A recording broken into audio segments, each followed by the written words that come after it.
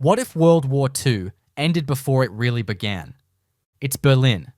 The year is 1942. Europe is burning.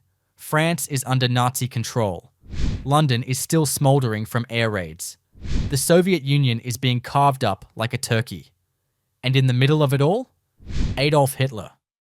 Sitting in the Wolf's Lair bunker, barking orders, growing more paranoid by the day, and still somehow winning battles by yelling at maps.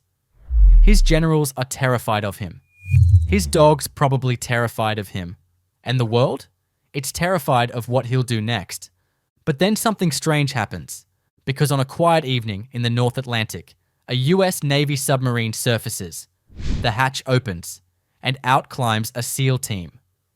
Wait, SEALs? In 1942? Yeah, let's break that. Technically, the Navy SEALs weren't founded until 1962. But for this alternate timeline, we're going full what if. So let's say 8 modern, fully equipped Navy SEALs are dropped into 1942 with one mission: find Hitler, kill Hitler, leave no trace. They're not there to capture, not there to negotiate. This isn't a movie with dramatic tension. This is elite American special forces, trained for one job, armed with gear 70 years ahead of its time, and dropped into the worst timeline on Earth. Let's talk loadout. Each SEAL is wearing lightweight body armor, infrared goggles, comm systems, and camouflage the Nazis can't even comprehend. Weapons? M4A1 carbines with suppressors and red dot optics. Sidearms? Glock 19s. One guy has a .50 caliber sniper rifle with thermal vision. Another lugs around a light machine gun. Explosives, breaching tools, drones, encrypted radios, night vision, GPS, trauma kits, the works. To the Nazis, these guys aren't soldiers. They're ghosts with laser guns. Phase 1. Infiltration. They launch from a modified submarine off the coast of occupied France. Night swim to shore. No lights, no sound, just shadows in the dark. Once inland, they hike east through forests, dodging patrols, using suppressed weapons on the occasional unlucky outpost. They fake German accents when needed. Mostly, they don't talk at all. The closer they get to East Prussia, the more the tension builds, because the target isn't just in Berlin anymore. He's moved to his heavily fortified command center in the woods, the Wolfschanze, the Wolf's Lair, concrete walls, landmines, hundreds of guards, and a paranoid dictator who has meetings scheduled every hour. Back in Berlin, the Nazis have no idea what's coming. They're busy preparing for the Eastern Front. Operation Barbarossa is grinding forward. Stalin is still holding the line by throwing millions of men into meat grinders. Hitler thinks he's safe. No one tells him about the drone that just flew over his compound and took infrared images of his location. No one tells him about the 8 Americans in the forest, watching his every move through thermal scopes. No one tells him he's about to become the most famous failed dictator in history, faster than anyone planned. The SEAL team sets up camp 5 kilometers from the compound. They run recon for 2 days. They spot a weakness in the northwest perimeter, a shift change with a 30-second blind spot, a courtyard used for Hitler's daily walks, a side entrance guarded by 2 men with bored faces and bolt-action rifles. They time everything. The moment of opportunity comes on a cold April morning. Hitler exits the main hall, flanked by officers. He's mid-rant. He stops in the courtyard for a smoke and one of his famous nonsense monologues about how the moon belongs to Germany. And then it happens. One SEAL, positioned in a pine tree nearly 200 meters away, lines up the shot. Suppressed rifle, subsonic ammo, wind perfect. One breath, one trigger pull, one bullet, right through the neck. Hitler collapses before anyone hears the crack. His guards panic. His officers scream. Alarms blare, but there's no target to chase, just empty trees and silence. By the time they check the surrounding forest, the SEALs are already moving. They've ditched the sniper nest, planted decoys, and are heading west. Hitler is dead. The timeline is broken, and no one knows who did it. The news hits Berlin like a grenade in a library. No speech, no grand final words, no dramatic bunker suicide in 1945. Just, the Führer is dead. And now, the Nazi high command goes full panic mode. Göring declares himself the new leader before the coffee is even served. Himmler calls for SS lockdown. Goebbels tries to spin it as a heroic martyrdom, but nobody's buying it. General Rommel pulls back from Africa. The Gestapo begins mass purges. Suspicion explodes. Everyone thinks everyone else did it. The regime starts unraveling before the autopsy is even done. But the SEALs aren't finished. Because their mission wasn't just to kill Hitler. It was to destabilize the Nazi regime and weaken its command structure. They know the chaos they just triggered is the perfect moment to finish the job. And they're not heading home yet. Berlin is burning, metaphorically for now.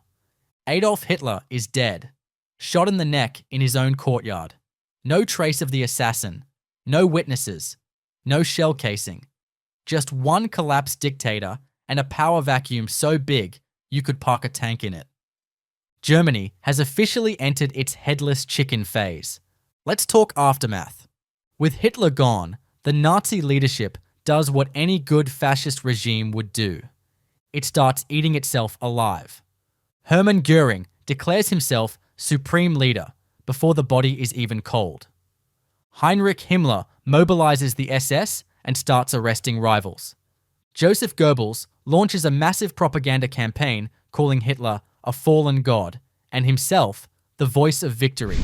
And Rommel? Rommel just quietly pulls troops back toward France and pretends not to know anyone. Within 72 hours, the Nazi high command splits into competing factions, each accusing the others of betrayal. The Wehrmacht hates the SS.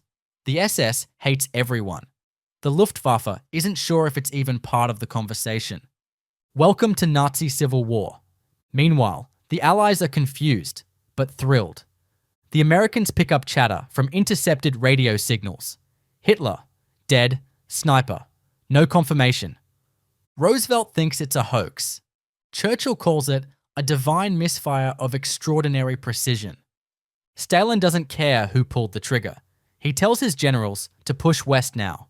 No waiting for spring. No coordinating with the Allies. Just full steam ahead. Because if Germany's in chaos, then the Red Army is about to break through like Kool-Aid Man with a tank. And the SEAL team? Oh, they're just getting started. After disappearing into the forest post-assassination, they regroup near the German-Polish border. They're not exfiltrating yet. They're upgrading. Using stolen uniforms, forged papers, and a captured Nazi truck, they begin Operation Collapse, a sabotage campaign targeting everything that keeps Germany functioning. Step 1. Destroy rail lines between Berlin and the Eastern Front. Step 2. Blow up a fuel depot outside Dresden. Step 3. Take out a key radio tower used by SS High Command. They hit each target like clockwork. Silent, fast, surgical. By the time anyone realizes what's happening, 4 more bridges are down, and half of northern Germany can't move supplies. Inside Germany, the paranoia hits overdrive. People start whispering about ghost soldiers behind enemy lines. One rumor claims they fly through the air. Another says they use invisible bullets. A third insists it's a Jewish resistance plot backed by time-traveling British spies. No one agrees, but everyone panics. SS officers interrogate anyone who's ever seen a map. Gestapo agents raid homes, looking for American-looking people. One guy gets arrested for owning a radio that picks up BBC signals, and also because he once smiled too hard in public. The SEALs become legends. Resistance groups in France, Poland, and Czechoslovakia start coordinating with them. The SEALs share intel, train fighters, and quietly provide enough gear to turn sabotage into an art form. Within weeks, Nazi supply lines are shredded. Trains don't arrive. Ammo runs out. Officers start using bicycles. The Luftwaffe grounds half its planes just to save fuel. Germany's war machine is now a sputtering mess held together by duct tape, fear, and radio static. And then there's D-Day. Historically, the Allied invasion of Normandy happened on June 6, 1944. But in this version, the Allies move early, because with Hitler dead and the Nazi command structure collapsing, the opportunity is too good to miss. So, in April 1943, the beaches of Normandy are hit by American, British, and Canadian forces. They expect resistance. What they find is confusion. Nazi officers are unsure who's in charge. Orders contradict each other. Half the bunkers are manned by terrified teenagers with rifles older than their grandfathers. The Allies break through in record time. And back in Berlin, the city eats itself. Goering tries to flee. Himmler tries to declare a Fourth Reich. Goebbels attempts a final broadcast and gets booed off the radio. Someone sets fire to the Reichstag again. Civilians riot.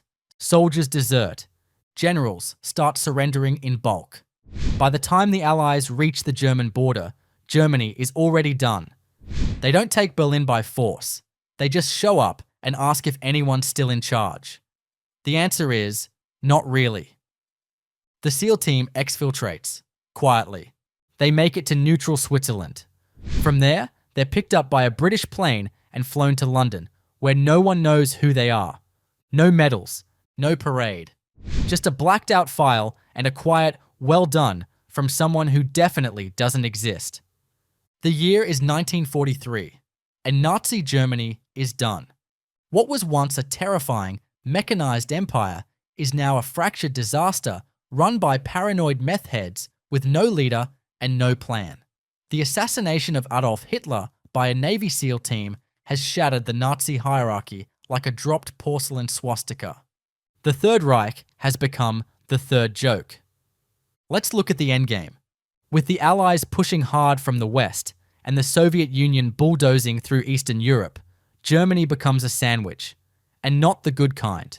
It's one part communist fury, one part democratic firepower, and in the middle, a dry, crumbling mess of fascist leftovers. Cities surrender without a fight. Troops desert by the thousands. By November 1943, Allied tanks are parked in front of the Reich Chancellery. Not because of a brutal street battle, but because the last Nazi commander surrendered in exchange for a warm sandwich and a guarantee he wouldn't be tried by the Soviets. Fair enough. What about the Holocaust? In this timeline, the death camps still exist, but the full-scale extermination plan gets disrupted hard. Without Hitler's centralized control, orders get delayed, logistics fall apart, rail lines stop working, internal communication collapses, resistance groups, now aided by SEAL-trained fighters, liberate smaller camps before they're fully operational. Millions are still tragically lost, but millions more are saved. Not by kindness, by chaos. Sometimes history is saved not by morality, but by dysfunction. And the atomic bomb, that's where things really shift. In the real timeline, the United States drops 2 atomic bombs on Japan in 1945. But here, with Europe already secure by the end of 1943, all attention turns east a full year early. That means more US resources in the Pacific, faster island hopping campaign, stronger Allied naval presence, and a Japan that's now facing a superpower with no distractions. The invasion of Okinawa, over quicker. Iwo Jima, still brutal, but shorter. And Japan? They're exhausted, surrounded, starving. By mid-1945, American bombers are circling Tokyo, and the threat of nuclear annihilation hangs in the air like a very radioactive cloud. But here's the twist. Maybe the bomb never drops.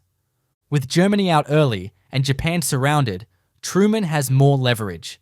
A successful demonstration, like nuking an uninhabited island in front of Japanese observers, might be enough to force surrender. Maybe Hiroshima never burns. Maybe Nagasaki never happens. Maybe the Cold War starts cooler. It's not guaranteed, but it's possible. And all because one Kevlar-loaded team of American ghosts put a bullet in Hitler's neck in 1942. And the SEALs? Officially, they don't exist. Their files are sealed, their gear confiscated, and their names blacked out in Pentagon archives. But legends spread. Resistance fighters in France swear they saw soldiers who could vanish into walls. Soviet commanders talk about the American phantoms that hit a supply train and left no bodies. One guy in Berlin claims he was saved by a man in black who spoke perfect English and disappeared before he could say thank you. Some say they died in the field. Others say they went back to the future. One theory claims they stayed in the 1940s in Italy, opened a vineyard, and lived happily ever after. We don't know. And that's exactly how they'd want it. Meanwhile, the world spins faster. Without years of drawn-out war in Europe, global reconstruction begins sooner. The Marshall Plan is more efficient. The Cold War starts differently, earlier, and maybe slightly less nuclear. West Germany gets rebuilt by 1948. The UN has more credibility. Colonial empires collapse faster under the weight of new geopolitics. By the 1950s, the world is completely different. Not perfect, not peaceful, but definitely less apocalyptic. And it all started with 8 guys in wetsuits and night vision goggles who said, "Let's fix this timeline." So let's summarize. Hitler? Sniped in the throat. Nazis? Imploded. D-Day? A year early. Holocaust? Interrupted. Japan? Cornered faster. Atomic bomb? Maybe unused. SEALs? Ghosts in the wind. World War II? Over by 1944. All because one elite team stepped into the past and broke history in the best possible way. And now the real question. If you could send a special forces team to any moment in history, who would they take out and what would happen next? Subscribe, please.